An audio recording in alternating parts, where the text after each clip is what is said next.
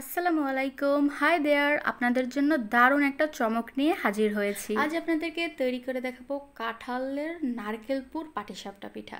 চলুন তাহলে কাঁঠালের এই ইয়াম্মি পিঠাটা কীভাবে তৈরি করতে হয় দেখে নেই। ভিউয়ার্স, এখানে আমি প্রায় 20-25 পিসের মতন কাঁঠাল নিয়েছি আর এগুলোর বীজগুলো ছাড়িয়ে নিয়েছি, আটি আলাদা করে ফেলেছি। এবার এটাকে ব্লেন্ড করার জন্য একটা ব্লেন্ডারের জারে দিয়ে দিব।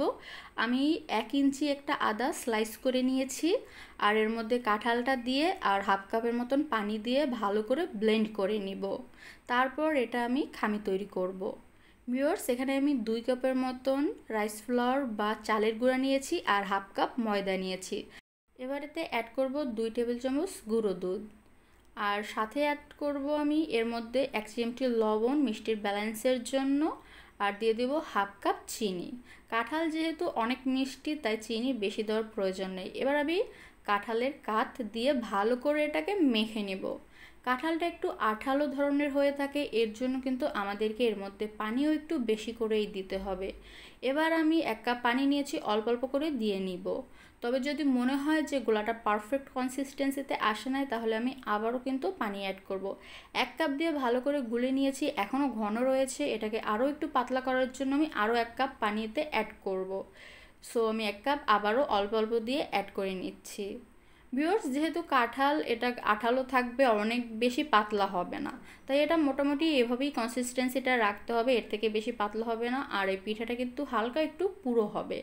সো এভাবে আমি এটাকে এখন 1 ঘন্টার মতন রেস্টে রেখে দিচ্ছি যাতে চালের গুঁড়াটা ভালোভাবে ভিজে খামিটা পারফেক্টলি রেডি হয়। তো এবার আমি নারকেলের পুরটা রেডি করব। এর জন্য 2-3 টুকরা দারচিনি আর তার মধ্যে আমি দিয়ে দিলাম 1 কাপ নারকেল কোড়া আর হাফ কাপ তালের গুড়। আপনারা চাইলে অন্য গুঁড়ও দিতে পারেন। এখন আমি এটাকে ভালো করে কিছুক্ষণ কষিয়ে নেব।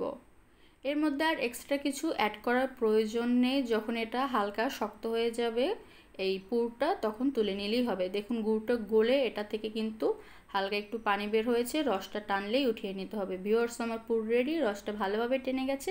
চুলাটা অফ করে দিচ্ছি।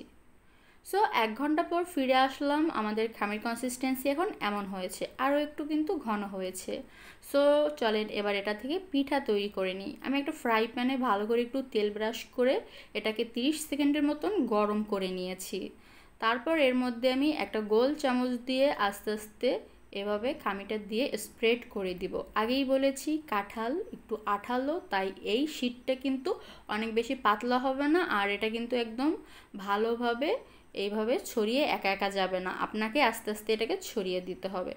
এবার আমি ঢাকনা দিয়ে একদম লো আছে এটাকে 1 মিনিটের মতন একটু ভেজে নিব। ভিউয়ার্স, 1 মিনিট হয়ে গেছে।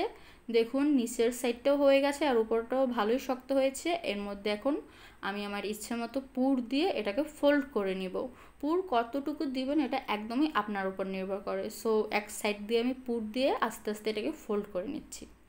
ভিউয়ার্স, এভাবেই সবগুলো পাটিসাপটা তৈরি করে নেবেন আর মাঝে মধ্যে কিন্তু অবশ্যই তেল ব্রাশ করে তেলটা ভালো করে একটু গরম করে নেবেন। সো এবার আমি এটাকে তুলে নিচ্ছি। কাঁঠালের এই পাটিসাপটাটা এখনও যারা ট্রাই করেনি অবশ্যই বাসায় মাস্ট ট্রাই করবেন আর আমাদেরকে কমেন্ট করে জানাবেন। ভালো থাকবেন, আল্লাহ হাফেজ।